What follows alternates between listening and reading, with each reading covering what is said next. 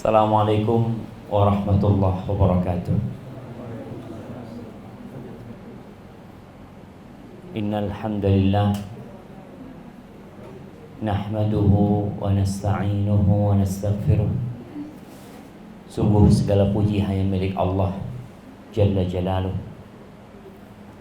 Kita senantiasa memuja dan memuji Allah, karena semua kebaikan yang kita rasakan, semua kenikmatan yang ada pada diri kita, murni semuanya adalah anugerah Allah Jalla Jalaluh. Kita juga meminta pertolongan hanya kepada Allah, memohon ampun atas dosa-dosa yang kita lakukan, yang hampir tiada hari kecuali dosa kita diangkat pada saat nikmat Allah turun kepada kita. Wa na'udzu billahi min syururi anfusina wa sayyiati a'malina.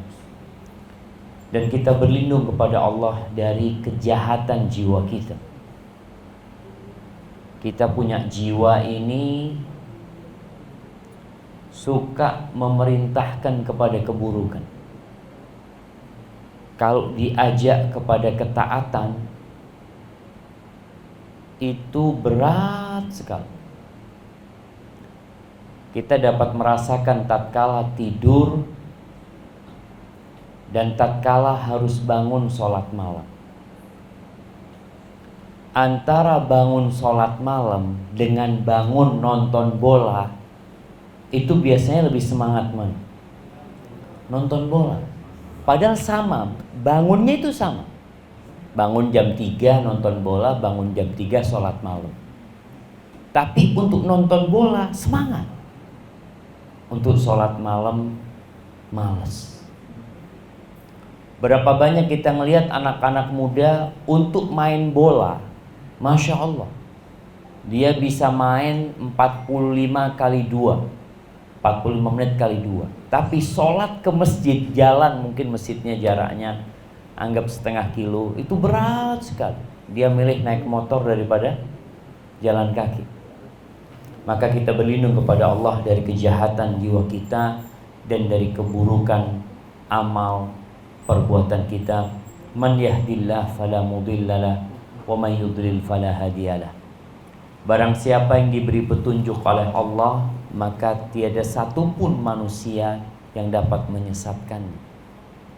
Tapi sebaliknya, barang siapa yang ditetapkan sesat oleh Allah, walaupun kita mendatangkan 1000 ustaz, 1000 kiai, agar kita punya anak berubah jadi baik, maka tidak akan dia jadi baik, kecuali apabila Allah menghendaki.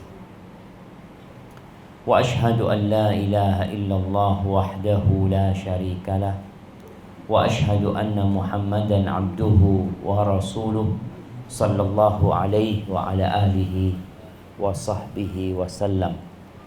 Amma ba'd. Hadirin bapak-bapak, ibu-ibu dan adik-adik rahimakumullah, semua ingin hidup berbahagia. Orang tua, anak-anak kepingin mereka memiliki rumah tangga yang penuh dengan kasih sayang. Anak-anak punya orang tua yang perhatian sama mereka. Orang tua memiliki anak-anak yang berbakti kepada kedua orang tuanya.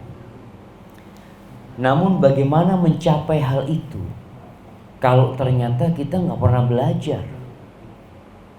Kita nggak pernah sekolah bagaimana membentuk rumah tangga yang sakinah, mawaddah dan rahmah. Padahal orang mau bikin rumah itu sekolah, bukan rumah tangga ya.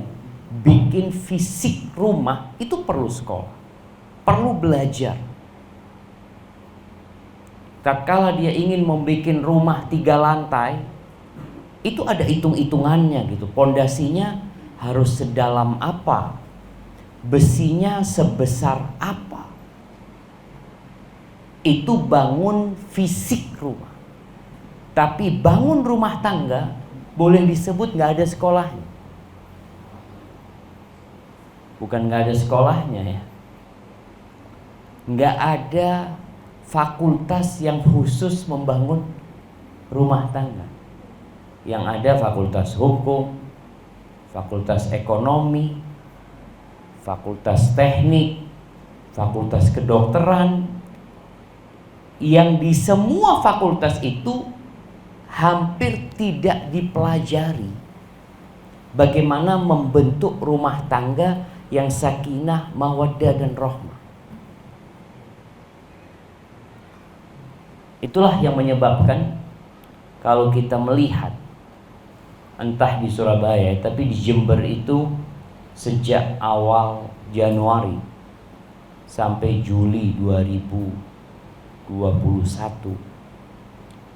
itu kira-kira ada 3.800 gugatan cerai. Subhanallah, dalam 6 bulan. Menunjukkan ada kondisi rumah tangga yang kurang sehat. Tadi dibicarakan bagaimana kita ingin punya anak-anak yang soleh, soleha, yang berbakti sama orang tuanya. Bagaimana caranya? Mungkin hari ini kita akan membicarakan 2 hal. Anak-anak yang soleh itu lahir dari orang tua yang soleh, soleha. Maka perlu dibicarakan bagaimana orang tua itu soleh, soleha. Jadi orang tua ini perlu tahu apa sih hak anak kita.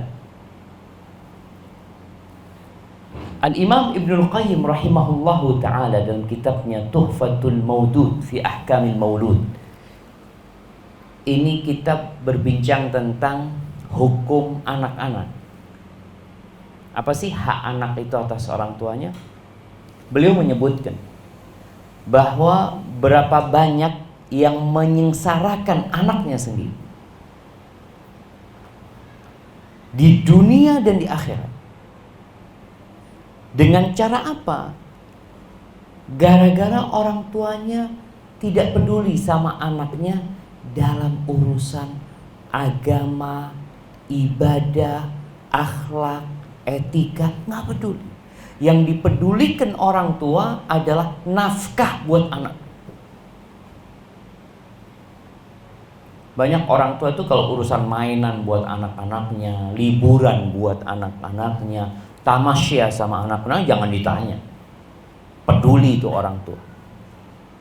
Bahkan dia berlibur sama anaknya ke tempat-tempat yang indah, yang mengeluarkan uang banyak-banyak. Tapi ini orang tua lupa.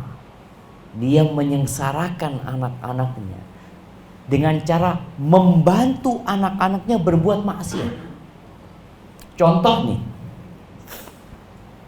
banyak orang tua membiarkan anaknya kos di sebuah kota, anak kuliah, nggak ada masalah kan Ustaz, nggak apa-apa. Anak itu tinggal di kos-kosan nggak apa-apa. Tapi apa bekalnya udah cukup dia? Hidup tanpa pengawasan orang tua. Sampai tahun 90-an di Jember, mudah-mudahan anak nggak salah baca di radar Jember dulu itu, hampir 90% lebih itu mereka sudah melakukan seks bebas. Anak-anak kuliah. Karena nggak ada orang tuanya, nggak ada yang ngawasin mereka. Bekal juga nggak ada buat mereka. Bekal agama, dikuatkan imannya, nggak ada. Sedangkan di kos-kosan itu siapa yang ada?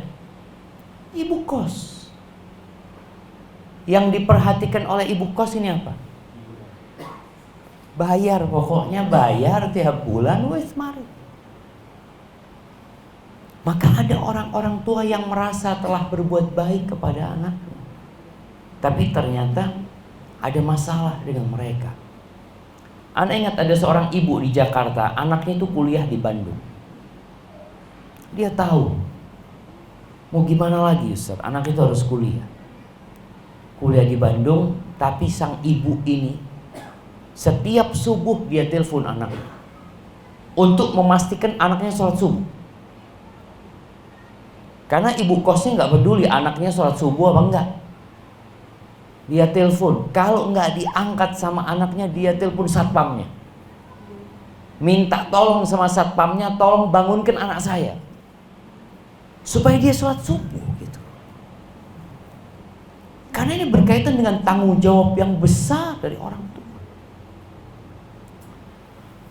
Ahibati fillah, Abdullah bin Umar bin Khattab menafsirkan firman Allah, innal abrar lafi na'im. Innal abrar, sesungguhnya orang-orang baik itu berada dalam kenikmatan. Siapa sih orang-orang baik? Beliau menyebutkan innama sammahumullah abraran.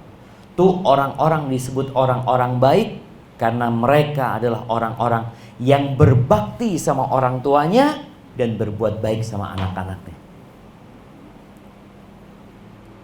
Seorang anak walaupun umur 60 tahun tetap anak kalau masih ada bapak sama ibunya. Maka dia akan masuk surga menjadi orang-orang yang abror ketika dia tetap berbakti sama orang tuanya dan berbuat baik kepada anak-anaknya. Jadi pangkat anak itu nggak pernah berubah. Saya kan pangkatnya sudah bapak, iya. Engkau bapak kalau dilihat karena punya anak. Tapi kalau engkau melihat punya bapak, pangkatmu anak. Jadi nggak berubah berapapun umurnya. Kayak anak sekarang umur 45 tahun kira-kira. Ya anak punya anak 6. Tapi pangkat anak tetap anak. Anak punya bapak ibu alhamdulillah. Yang masih hidup, yang anak wajib berbakti sama mereka. Kebanyakan kita kalau sudah tua itu fokus sama anaknya, tapi lupa untuk berbakti sama orang tuanya. Karena merasa saya sudah tua juga, saya sudah punya anak. Maka ahibati fillah, yang pertama kalau bicara hak anak, nih yang anak-anak nanti bakal jadi bapak, tapi tetap pangkatnya anak di hadapan orang tuanya. Hak pertama, ada hak sebelum lahir. Ya, orang tua harus tahu ada hak anak sebelum lahir. Apa hak anak kita sebelum lahir? Nah, yang tahu anak kasih hadiah. Masya Allah, ada banyak hadiah di sini jamaah. Apa hak anak? Kayaknya yang bapak ini yang bisa jawab. Nah, ibu-ibu, iya silahkan. Sebelum lahir masa dikasih nama? Sebelum lahir. Nah, itu hak setelah lahir beri nama. Iya. Masya Allah. Nah, siapa yang jawab kasih hadiahnya? Nah, fadal. Masya Allah. Diwakilkan suaminya. Iya, hak sebelum lahir itu adalah memilihkan buat anak kita ibu yang baik. Kadangkala kan ada orang menikah dengan wanita cantik, ngomongnya apa? Memperbaiki keturunan, kata dia kan. Dia hanya memperbaiki fisiknya saja, tidak memperbaiki akhlak dan adab anak. Rasul SAW mengatakan tunkahul mar'a li arba. Perempuan itu dinikahin karena 4 perkara. Nah, siapa yang mau nikah? Yang bentar lagi mau nikah siapa? Nah, baik. Mau nikah bentar lagi. Siap, sebutkan 4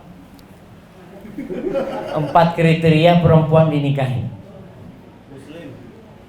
Muslim, iyalah. Baik, yang kedua gadis perempuan. Yang pertama muslimah. Nah, Yang kedua,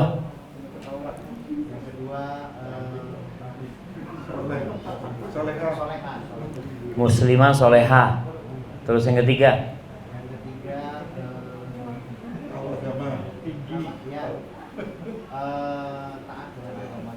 ya soleha ya taat sama agama. Soleha ada taat diganti bukan soleha, soleh.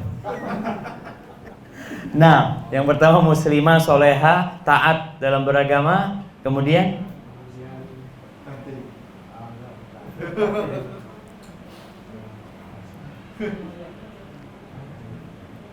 bener mau nikah ini? Bener mau nikah? Kapan insya Allah? Januari. Oh Januari. Calonnya ini sudah memenuhi 3 kriteria. Masya Allah. Baru 3 ini ya. Yang satu. Dan kayaknya anak kasih hadiah tuh, masya Allah. Fadl bisa diberikan kepada beliau. Nah, jadi kriteria yang pertama itu cantik. Perempuan itu dinikahin. Kebanyakan ini bicara tentang tradisi dan budaya. Perempuan dinikahin karena kecantikannya. Kalau nggak cantik masa antum mau? Hah? Mau? Kalau nggak cantik? Ya kalau ganteng nggak mau. Iya. Baik. Yang pertama cantik. Yang kedua kaya. Perempuan itu dinikahin karena kekayaannya. Berapa banyak anak-anak muda itu ngelihat, nggak apa-apa, rondo nggak apa-apa, yang penting soge. Kadang-kadang dia berpikir seperti itu. Kaya. Yang ketiga karena faktor nasabnya, berdarah biru ya, apa anaknya raja Solo, raja mana gitu kan. Yang keempat lidiniha, agamanya. Kemudian Nabi SAW menyebutkan fadfar bidatid din taribat yada. Carilah yang agamanya baik, selamat awak. Jadi kalau bicara ingin selamat, ingin punya rumah tangga yang harmonis, ingin punya anak-anak yang soleh soleha, maka pilih ibu yang agamis. Bas. Bukan berarti kita nggak boleh cari yang cantik tapi agamis. Boleh nggak cari yang kaya? Boleh, tapi titik beratnya di agama. Kalau bicara agama, agama ini ada maksimal, ada minimal. Minimal perempuan itu melaksanakan yang wajib-wajib, meninggalkan yang haram. Ini minimal, paling nggak dia sholat 5 waktu. Ini calon anak Ustaz, ya Allah enggak pernah sholat qobliyah wala ba'diyah. Yang 5 waktu si ribut sama ibunya. Wah ini bahaya ini. Karena yang wajib saja mulai hampir kurang gitu. Tapi kalau seorang sudah mengamalkan yang sunnah, insya Allah yang wajib selesai. Puasa Ramadan, alhamdulillah. Kalau dia puasa Ramadan plus puasa 3 hari tiap bulan, insya Allah utang Ramadan ini lunas. Karena perempuan ini selalu meninggalkan hutang dalam berpuasa. Jadi Nabi SAW memberikan arahan, kalau kepingin selamat, cari wanita yang agamanya baik. Kemudian kalau mencari suami, sama. Nabi SAW mengatakan, idza atakum man tardawna dinahu wa khuluquhu fa'ankihu. Apabila datang kepada kalian seorang laki-laki yang agama dan akhlaknya kalian ridhoi, nikahkan. Nggak mikir mau S1, S2, kaya, miskin, yang penting 2 kriteria ini harus ada di calon bapaknya anak-anak, yaitu agama dan akhlak. Agama itu hablum minallah, akhlak itu hablun minan nas. Itu perlu dijaga. Abul Aswad Ad-Du'ali pernah ngomong sama anak-anaknya, dikumpulkan anak-anaknya, dia ngomong, bapak ini sudah berbuat baik kepada kalian ketika kalian kecil, ketika kalian sudah dewasa, dan sebelum kalian lahir. Itu anaknya heran, ayah, Kalau ayah berbuat baik kepada kita waktu kita kecil, waktu kita dewasa, kita rasakan. Tapi gimana ayah berbuat baik kepada kita sedangkan kita belum lahir? Kata ayahnya, ikhtartu lakum umman la tu'ayyaruna biha. Aku pilihkan buat kalian seorang ibunda yang kalian tidak dicela gara-gara ibu kalian. Ini perjuangan berat jemaah, nggak main-main. Salah pilih ibu, sengsara. Kenapa? Karena bapak ini kan lebih banyak di luar rumah. Anak-anak sama siapa? Di perut ibunya 9 bulan. Kemudian disusui sama ibunya 2 tahun. Itu hak yang sebelum lahir. Adapun hak setelah lahir, yang pertama disunnahkan untuk mentahnik.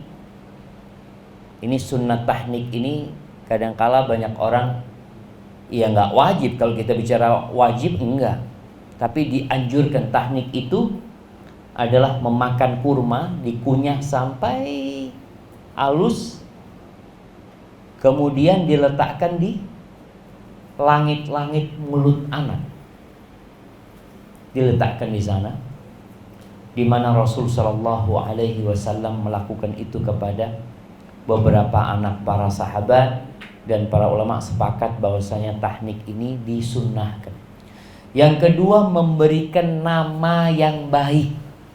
Hak kedua, Ana pernah ketemu dengan satu orang di Madinah. Dia public figure lah. Dia sama anaknya lagi ziarah ke Madinah. Anak tanya, siapa nama anaknya? Harley Davidson. Masya Allah. Ternyata bapaknya suka naik moge, namanya Harley Davidson. Ada yang namanya anaknya Pajero. Ada yang nama anaknya Titanica. Ada satu, apa naik Titanica lu, tenggelam nanti namanya. Kadang-kala orang tua memberi nama anak itu untuk keren-kerenan, bukan makna dan artinya. Nah, namanya siapa? Raihan. Apa artinya Raihan? Tanya mama. Oh, tanya mamanya gitu kan. Subhanallah. Ini siapa namanya? Rahasia. Apa artinya rahasia? Oh, nggak tahu juga gimana ini. Nah, jadi anak-anak tuh perlu tanya karena punya hak untuk dapat nama yang baik. Nabi SAW kalau ketemu anak namanya nggak baik, diganti sama Nabi SAW. Ada satu orang ditanya namanya sama Nabi SAW. Mas muka, siapa namamu? Kata dia, Hazan. Hazan ini yang keras kepala. Kata Nabi SAW, anta sahal, engkau orang yang muda. Enggak, aku nggak mau. Aku nggak mau merubah nama pemberian bapakku. Akhirnya ini orang hidupnya susah terus, gara-gara namanya nggak mau dirubah. Ada satu lagi sahabat ditanya namanya sama Nabi SAW, siapa namamu? Zahm. Zahm itu artinya yang sempit, yang berdesak-desakan. Kata Nabi SAW, bal anta bashir. Enggak, engkau orang yang bawa kabar gembira. Jadi perlu orang tua itu, karena bakal ditanya sama Allah, kenapa anakmu dikasih nama yang nggak jelas? Artinya nggak jelas kadangkala. Kalau kita melihat namanya para sahabat Nabi, namanya para nabi, itu satu namanya. Ada nabi yang namanya 2? Nggak ada. Ibrahim siapa namanya? Ya Ibrahim. Nabi Nuh siapa namanya? Nuh. Nabi kita siapa namanya? Muhammad sallallahu alaihi wasallam. Nama yang kedua itu nama bapaknya. Disinilah bapak itu kalau ngasih nama anaknya, nama keduanya itu namanya bapaknya. Nama yang ketiga namanya kakeknya. Supaya anak ini tidak pernah lepas dari bapak dan kakeknya. Kemanapun dia pergi, dia bapak nama orang tuanya. Tapi kadang-kala orang tua ngasih nama anaknya terlalu panjang. Namanya siapa? Rehan Sulaiman Ibrahim. Bapaknya siapa? Siapa namanya bapak ya? Sampai sama nama bapaknya kadang-kadang lupa. Karena dia biasa memanggil ayahnya ayah. Maka usahakan, nggak wajib. Tapi kita sebagai bentuk bagaimana anak kita selalu membawa nama bapaknya. Nama anak Syafiq, Riza itu nama bapak anak. Kadang-kala kalau ada orang ngundang anak terus ditulis Syafiq Basalam, anak ngomong tulis nama bapak anak. Anak ini ada gara-gara ada bapak anak. Ini sebagai bentuk kebaktian anak sama orang tuanya. Nama bapaknya nggak pernah dilepas dari nama dia. Kadang-kala ada anak yang malu sama bapaknya. Dia nggak kepingin naruh nama bapaknya di sana. Enggak. Sebagai bentuk kebaktian, maka dimulai. Orang tua pilihkan nama yang baik buat anaknya. Nama para nabi, nama para sahabat nabi. Kemudian yang ketiga, dianjurkan potong rambutnya, digundul di hari ke-7. Kemudian sodakoh dengan rambutnya. Dengan seberat rambutnya itu perak atau emas. Ini termasuk hak anak kita. Kita kan kepingin punya anak soleh-soleha. Kemudian sebelum itu ada yang lupa nanya. Ada hak sebelum lahir lagi yang banyak orang tua lupa. Kalau berhubungan suami istri baca doa. Sebagian orang nikah 20 tahun, doanya tidak tahu. Apa doanya? Wallahu a'lam. Padahal itu hak anak. Karena kalau baca doa, insya Allah diselamatkan anak keturunannya dari godaan setan. Ini bicara hak sebelum lahir ya, selain memilihkan ibu tadi. Kemudian dianjurkan akikoh. Ini kadang-kala banyak yang belum akikoh, wis tua itu belum akikoh. Padahal orang tuanya mampu. Oh Ustaz kan tidak wajib Ustaz. Iya nggak wajib. Rekreasi nggak wajib. Beliin motor nggak wajib. Kenapa akikoh enggak sebagai bentuk syukur kepada Allah Azza wa Jalla? Maka anak-anak yang sudah besar boleh tanya sama orang tuanya, ayah dulu akikoh anak enggak? Ustaz, anak umurnya sudah 50 tahun Ustaz. Dia tanya sama bapaknya, bapak dulu akikoh anak enggak? Karena semua yang lahir itu tergadaikan dengan akikohnya. Artinya tergadaikan itu yang enggak selesai sampai akikohnya dipotong. Walaupun umur 50 tahun kalau belum akikoh, ya akikoh. Dianjurkan, bukan wajib enggak, tapi sebagai bentuk syukur. Kemudian ada hak pendidikan. Di sini orang tua harus memikirkan pendidikan buat anak-anaknya. Bagaimana mengajarkan anak-anaknya akidah, tauhid. Mungkin nanti bisa dilihat ya di surat Luqman, bagaimana Luqman ngajarin anak. Kita kan banyak berpikir ngajarin anak membaca, menulis, ya itu penting. Belajar matematika penting itu. Tapi mengenalkan Tuhan kepada anak, mengenalkan Allah kepada anak itu penting sekali. Lebih penting dari segala-galanya. Makanya pelajaran pertama Luqman buat anaknya, wa idh qala Luqmanu libnihi wa huwa ya'idhuhu ya bunayya la tusyrik billah. Wahai ananda, jangan engkau melakukan kesyirikan kepada Allah. Inna syirka la zulmun azim. Ini pelajaran pertama buat anak-anak kita. Kemudian ajarin ibadah. Bagaimana Nabi SAW nyuruh kita ngajarin anak kita sholat sejak umur berapa? Umur 7 tahun. Suruh anak umur 7 tahun itu disuruh. Sebelum 7 tahun diajak sholat, bukan disuruh. Jadi bapak kalau punya anak umur 5 tahun, anak punya anak namanya Yusuf. Yusuf itu kalau disuruh sholat nggak sampai masjid kadang-kadang. Mampir di mana dia? Ketemu sohibnya. Tapi diajak, ayo. Ketika diajak dia sholat. Tapi kalau disuruh kadang-kadang belum mau dia, karena umurnya belum 7 tahun. Umur 7 tahun mulai suruh sholat. Kadang-kala bapaknya berangkat kerja, ibunya datang bulan, gimana? Suruh anaknya sholat. Berangkat sebagai bentuk hak anak mendapatkan pendidikan. Terus dia jadiin akhlak, dia ajarin adab akhlak sama orang tua, adab sama orang tua, diajarin adab makan. Anak tadi ngelihat ada yang masih minum dengan tangan kiri. Siapa yang disalahkan? Oh Ustaz, dia memang kidal Ustaz. Baik. Orang yang kidal bisa nggak makan dengan tangan kanan? Bisa. Kalau lumpuh tangan kanannya baru nggak bisa. Di masa Nabi SAW, Nabi lagi makan sama para sahabatnya, ada satu orang makan dengan tangan kirinya. Apa kata Nabi SAW? Kul biyaminik, makan dengan tangan kanan. Apa kata orang ini? La astati, aku nggak bisa. Ya mungkin dia kidal, dia udah biasa dengan tangan kiri. Apa kata Nabi SAW? Lastata'ta, semoga engkau nggak bisa. Sejak saat itu orang ini tangan kanannya lumpuh.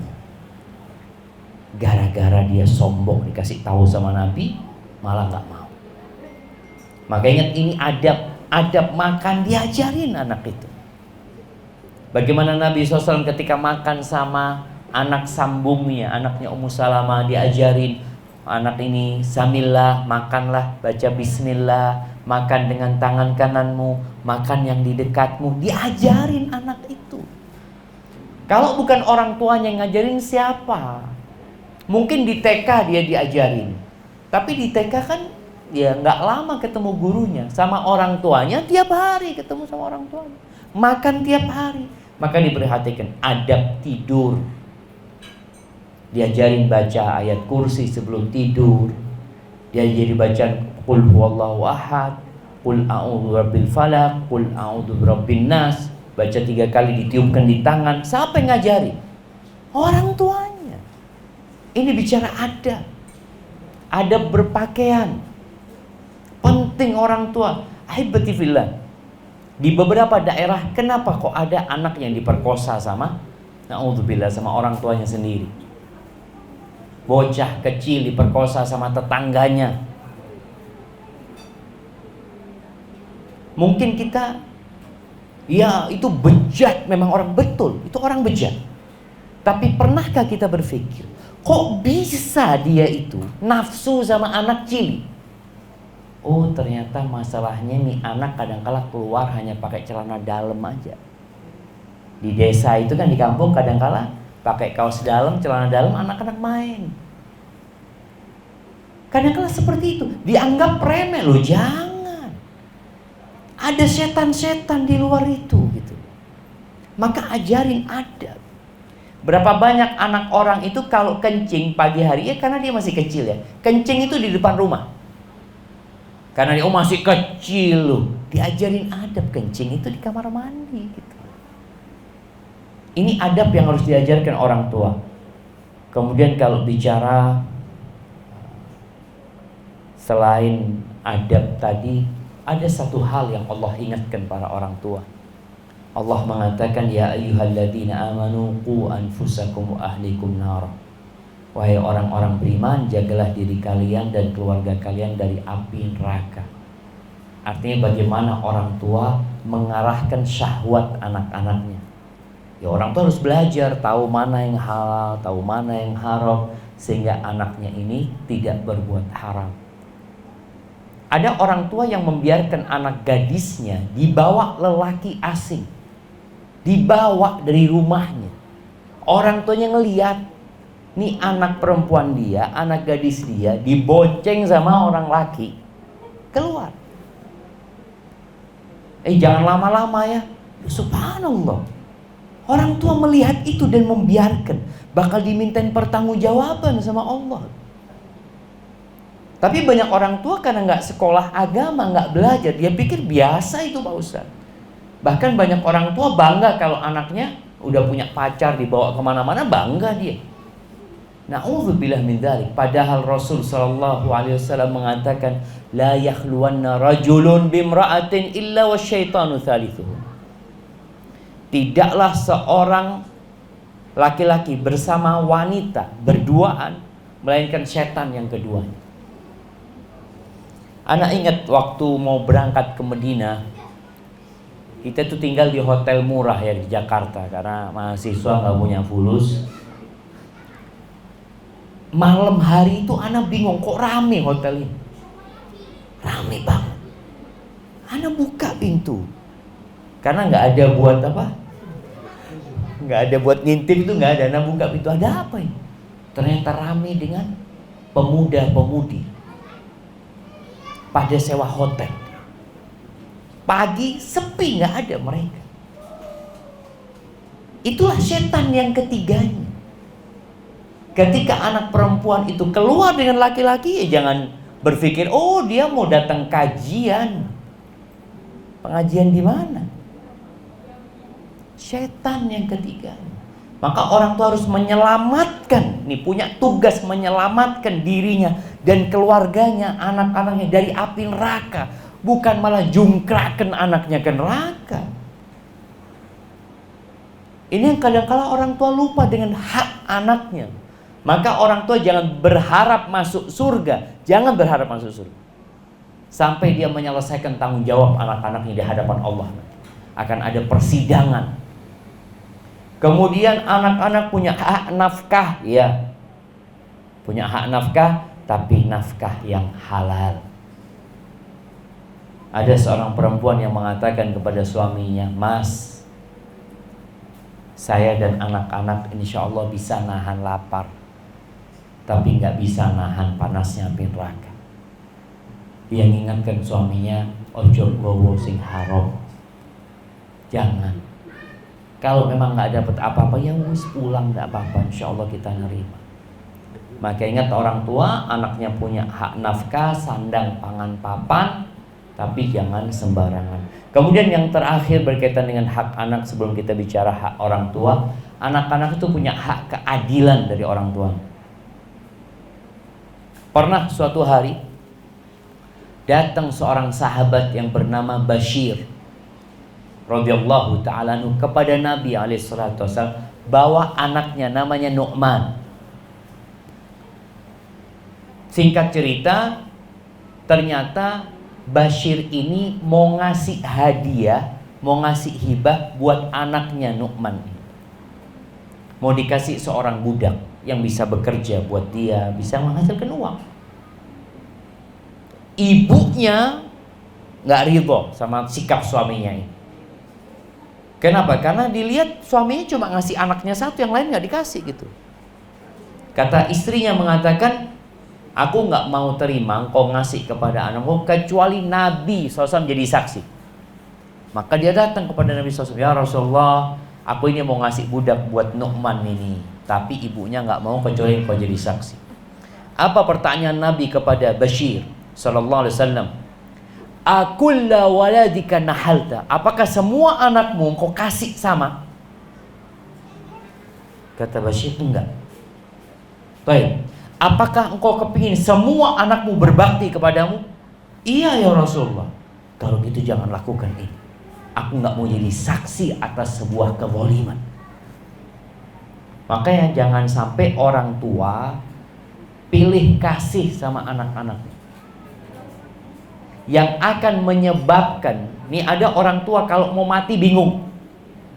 Bingung kenapa? Anak takut anak-anak berantem Ustaz masalah warisan. Akhirnya sibuk dia bagi warisan sebelum mati. Bukannya anak-anak dikasih keadilan, dikasih pendidikan agama, sehingga mereka faham, mereka saling mencintai. Kakak cinta sama adik, adik cinta sama kakaknya, sehingga tatkala orang tua meninggal dunia, nggak ada keributan dalam pembagian warisan. Tapi banyak orang tua takut. Kenapa? Karena kesalahan dia. Menanamkan di diri anak-anaknya itu ketidakadilan, sehingga anak-anak benci sama kakaknya, kakak benci sama adiknya. Ya tentunya orang tua akan mempertanggungjawabkan hal itu pada hari kiamat. Nah, selesai sudah hak anak. Sekarang anak-anak harus tahu dengan hak orang tuanya. Allah Azza wa Jalla mengatakan, "Wa qadha rabbuka alla ta'budu illa iyyah." Di surat Al-Isra ayat 23-24 Allah mengatakan, Tuhanmu telah menetapkan atas dirimu agar engkau tidak beribadah kecuali hanya kepadanya saja. Ini tauhid. Kita nggak boleh beribadah kecuali hanya kepada Allah saja. Wa bil walidaini ihsan. Yang kedua, engkau wajib berbuat baik kepada kedua orang tua. Berbuat baik kepada orang tua. Ini sebuah kewajiban, bukan anjuran, bukan sunnah.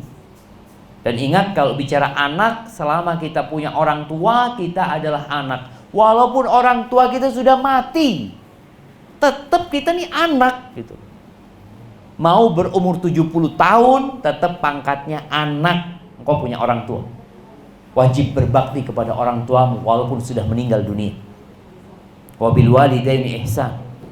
Lalu kata Allah, imma yablughanna 'indakal kibara ahaduhuma aw kilahuma. Apabila kedua orang tuamu atau salah satu dari keduanya berumur tua, jadi sepuh. Biasanya kalau orang tua sudah sepuh, yang butuh itu anak apa orang tua? Orang tua butuh sama anaknya. Tapi kalau masih kecil-kecil, anak-anak biasanya butuh sama orang tuanya. Kalau sudah sepuh orang tuamu, dua-duanya atau salah satu di antaranya, indak, Allah sebutkan, hidup bersamamu. Bukan hidup di panti jompo, tapi hidup bersama. Fala taqul lahuma uffin. Jangan pernah mengatakan kepada keduanya uff. Uff ini ucapan ketidakridhaan. Males dia. Jadi jawab orang tuanya kadang-kala dengan kata-kata yang menunjukkan ketidakridhaan dia. Masya Allah jemaah. Ya silahkan sambil dimakan kuenya. Ada yang bagi-bagi kue nih. Ana izin minum.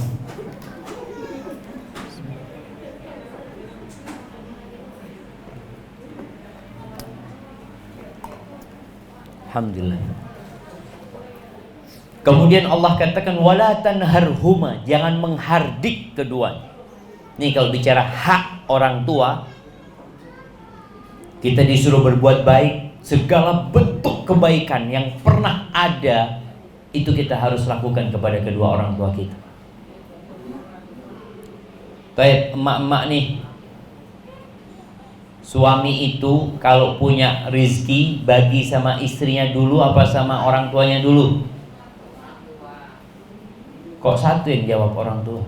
Orang tua. Masya Allah. Nah, bukan sama istrinya, tapi sama orang tuanya.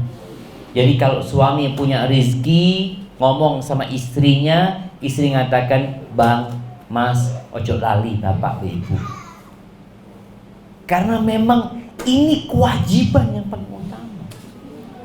Ini kalau bicara hak harta, anak itu wajib memberikan nafkah kepada orang tuanya. Kemudian disebutkan di sini jangan menghardik keduanya. Biasanya orang kalau sudah sepuh itu banyak tuntutan. Apalagi sepuh sakit. Biasanya karakter orang tua itu berubah. Cepat emosi, ngambek, nangis, iya. Maka jangan pernah menghardik kedua. Ngangkat suara atas orang tua, jangan pernah. Karena itu salah satu bentuk kedurhakaan kepada orang tua. Dan kalau ada anak durhaka sama orang tua, jangan berharap hidup bahagia. Jangan berharap sudah. Mau sukses di karirnya, di hartanya, tapi dia akan kehilangan kebahagiaan. Kenapa? Karena ridallah fi ridal walid. Keridhaan Allah bergantung dengan keridhaan orang tua. Wa sukhtullah fi sukhtil walid. Kemudian Allah katakan wa qul lahuma qawlan karima. Katakan kepada keduanya ucapan yang mulia. Jadi anak-anak ini kalau mau ngomong sama orang tuanya harus memilih kata-kata yang terindah. Menyampaikannya dengan intonasi yang penuh penghormatan. Kata-katanya bagus, cara menyampaikannya penuh dengan pengagungan buat orang tua.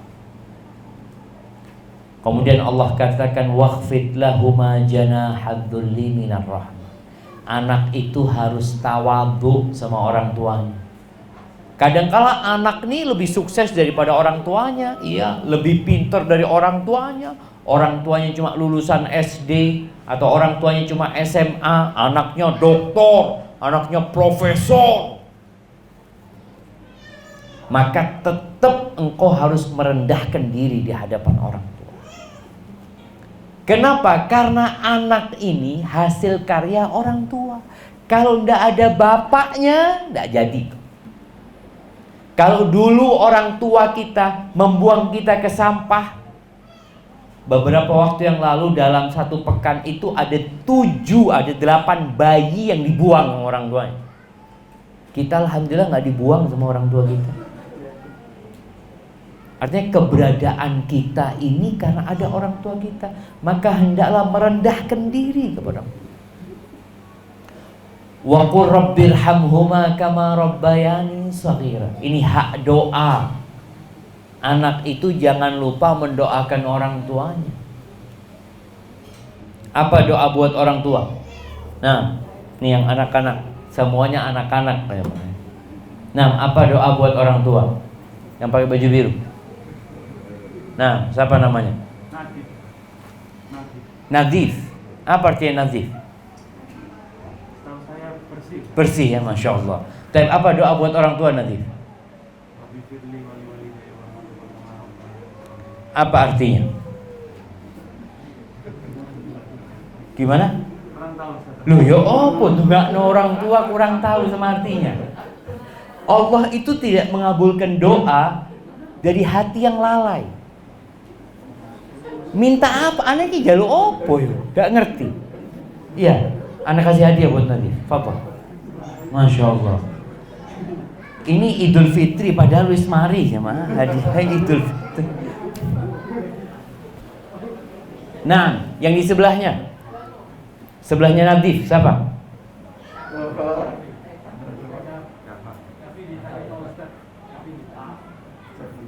Siapa namanya? Safi. Oh, Masya Allah Syafi, barakallahu fiik. Iya, Syafi. Yang di sebelahnya siapa namanya? Rasia. Baik, apa artinya doa? Ini kakaknya kan? Bukan. Anak saya itu. Baik, Rasia. Apa artinya doa yang dibaca Nadif tadi? Masya Allah. Nah, kayaknya yang di sebelah situ tadi ya, yang pakai baju coklat. Nah, apa artinya Rabbighfirli wa liwalidayya warhamhuma kama rabbayani shaghira? Kalau tidak salah, Benar berarti kalau nggak salah. Nah, kasih sayangilah orang tua seperti halnya orang tua menyayangi kita. Masya Allah, nggak apa-apa kasih hadiah. Ini tapi salah loh. Oke, dikasih hadiah biar seneng aja nih. Baik, yang di sebelahnya, di sebelah kanannya. Nah, setahu saya, ampunilah dosa kedua orang tuaku sebagaimana, dan ampunilah dosaku dan ampunilah dosa kedua orang tuaku. Seperti itu. cuma itu doh artinya. Masya Allah. Ini separuhnya tadi siapa? Yang pakai baju coklat separuhnya. Iya, awalnya tadi isi doanya Rabbighfirli, ya Allah ampuni aku, wali walidayya, dan kedua orang tuaku, warhamhuma. Baru kemudian ya Allah sayangi keduanya, kama rabbayani shaghira, sebagaimana mereka merawatku ketika aku kecil. Jadi ini tolong kalau berdoa itu ngerti artinya supaya menghayati. Kalau enggak kita lama baca doa banyak enggak dikabulkan sama Allah karena kita tidak menghayatinya. Baik. Ahibati fillah, pernah datang kepada Abdullah bin Umar bin Khattab seorang yang menggendong ibunya dari Yaman atau dari daerah Iran sana. Dia gendong ibu dari Khurasan. Diajak tawaf berangkat haji sama orang tua.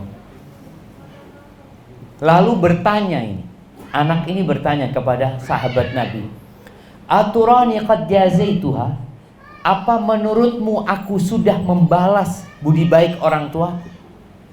Bayangkan ribuan kilo dia gendong ibunya. Apa kata Abdullah bin Umar bin Khattab? Wala bizafratin min zafaratnya. Ingat rasa sakit orang tuamu ketika mengeluarkan kau satu rasa sakit dia belum kau balas.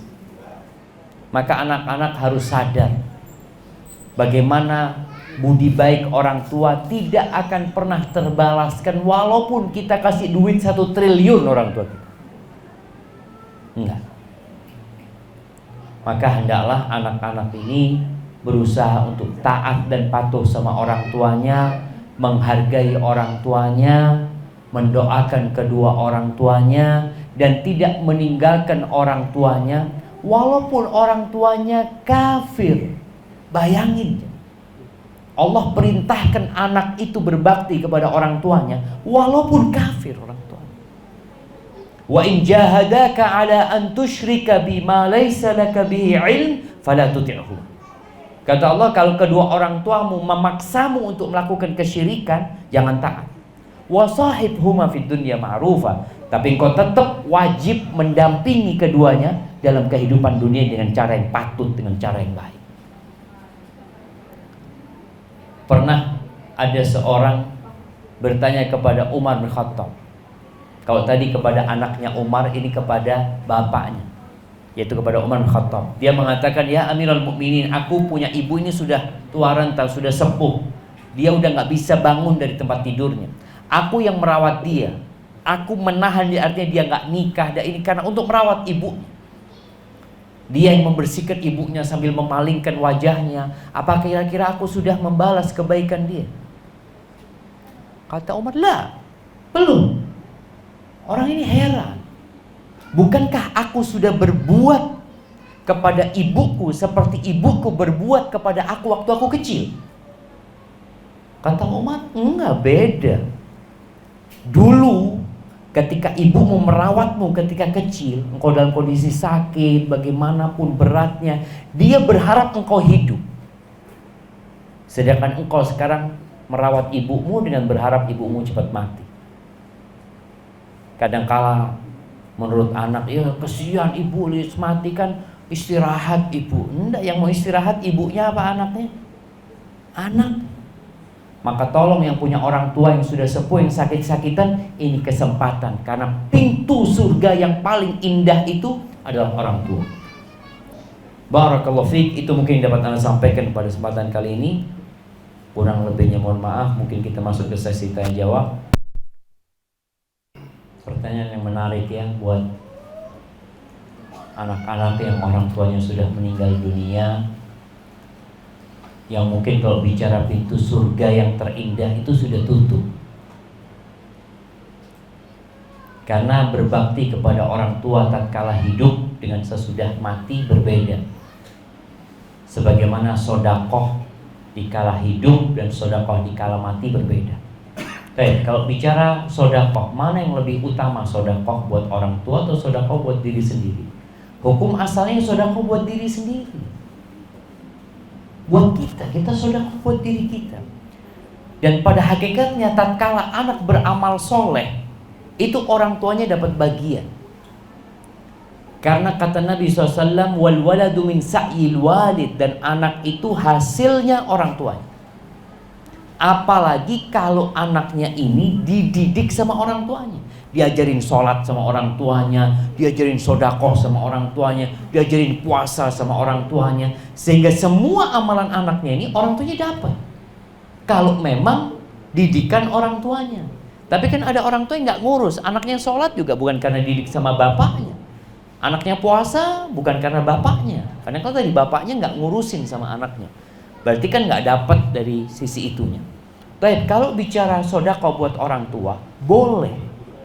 Bukan dikatakan mana yang lebih afdol, tapi boleh sebagai bentuk anak berbakti sama orang tua. Apa dalilnya? Sa'ad bin Ubadah pernah datang kepada Nabi alaihi salatu wassalam.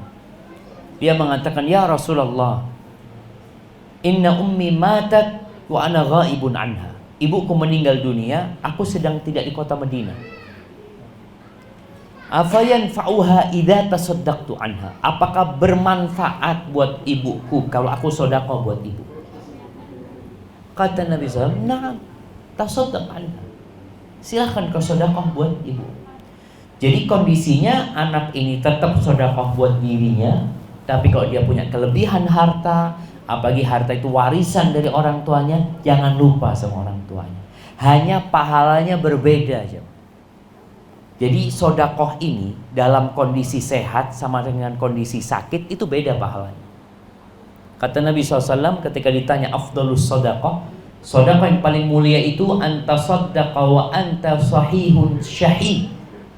Yang paling mulia adalah engkau bersedekah dalam kondisi engkau sehat, engkau berambisi, engkau takut miskin, engkau ingin kaya. Itu yang paling mulia. Jangan kemudian nunggu sakit-sakitan, nunggu mau mati baru mau sedekah. Jadi pahalanya berbeda, tapi tetap bermanfaat. Jadi bersedekah buat orang tua itu bermanfaat sebagaimana hadis Nabi SAW tadi, sehingga anak ini selain istighfar, sekali-kali dia punya rezeki bersedekah. Adapun berkaitan apakah anak bisa mendoakan orang tuanya yang orang tuanya mati dalam kondisi ya su'ul khotimah, mungkin masih banyak melakukan dosa-dosa besar. Selama dosa orang tuanya bukan syirik, aman, bisa.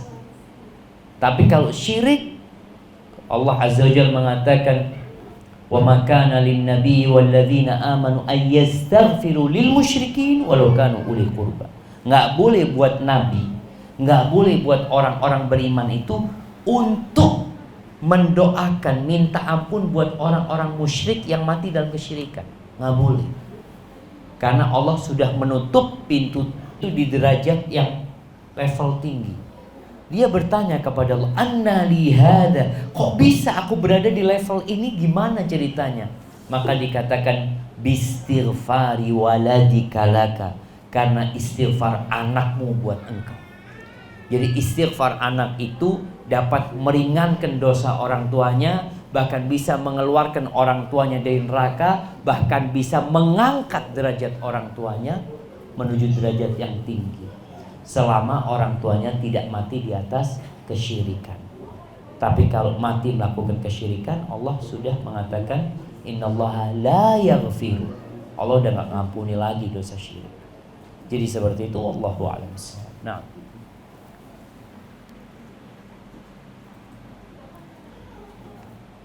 tafadhal.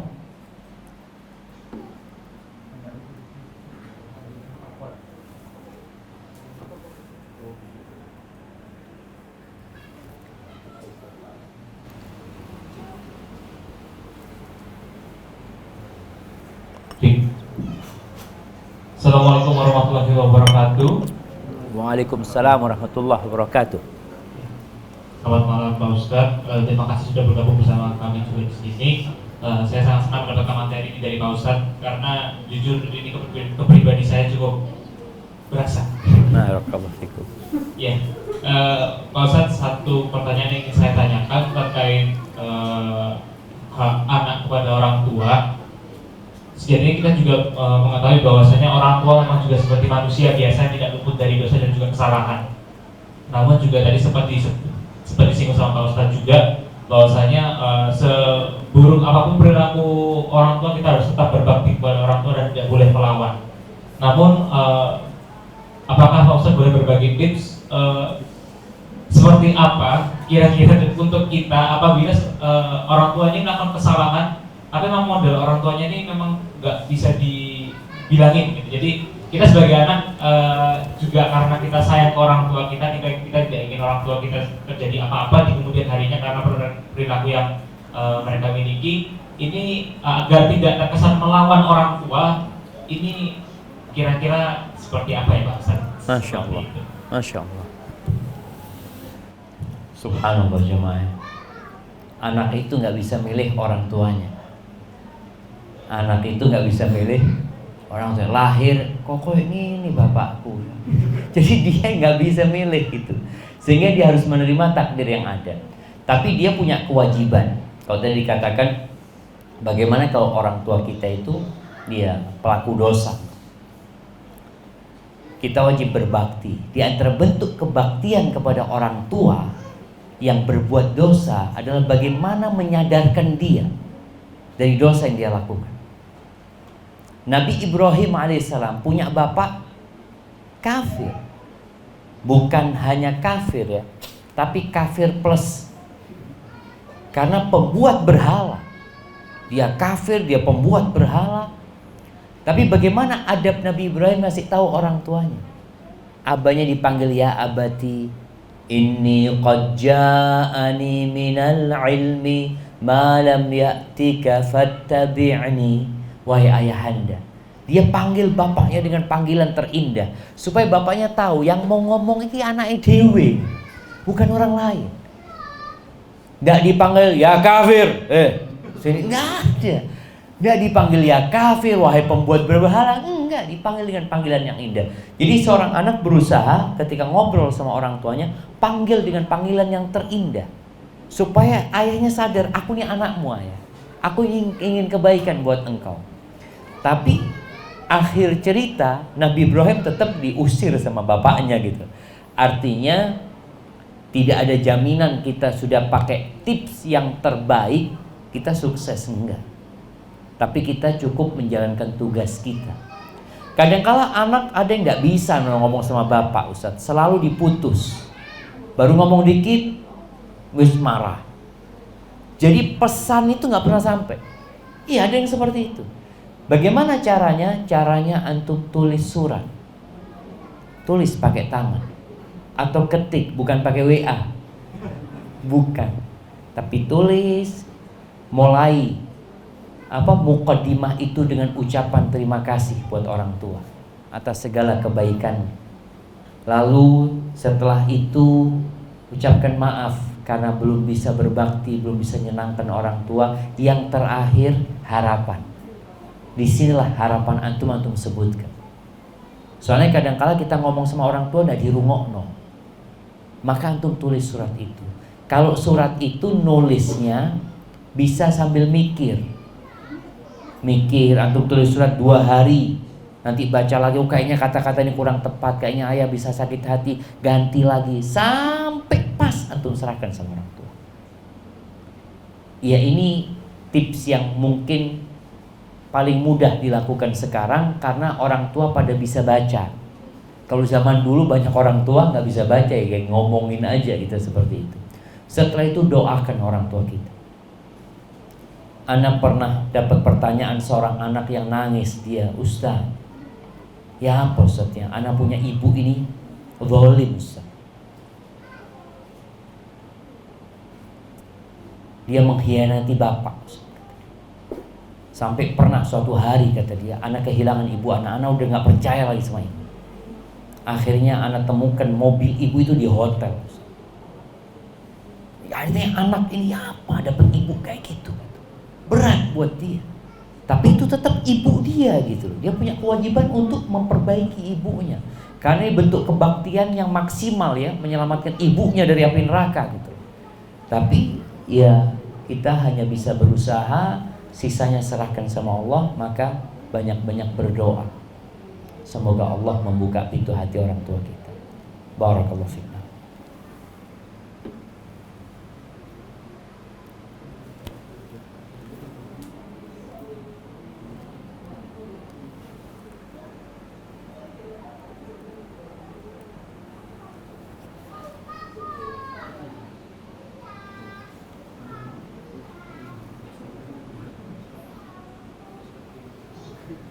Anda lihat sebagian sudah mulai merem-merem jemaah. Nah, udah habis. Alhamdulillah, udah habis, biar istirahat gitu jemaah. Tapi jemaah, alhamdulillah, Ana ucapkan terima kasih kepada Sahibul Bait ya. Semoga rumah ini jadi berkah dengan adanya kajian di dalamnya, dan semoga yang hidup di dalamnya juga diberkahi oleh Allah Subhanahu wa taala, dan semua yang hadir juga mendapatkan berkah dari majelis ilmu yang kita adakan malam ini, yang biasanya banyak kajian masih online tapi kita sudah bisa offline. bersama-sama, dan semoga Allah Azza wa Jalla mengampuni dosa-dosa kita. Itu yang dapat Ana sampaikan, kurang lebihnya mohon maaf. Subhanakallahumma bihamdika asyhadu an la ilaha illa anta astaghfiruka wa atubu ilaik. Ana kembalikan ke sahibul hajat. Barakallahu fiik.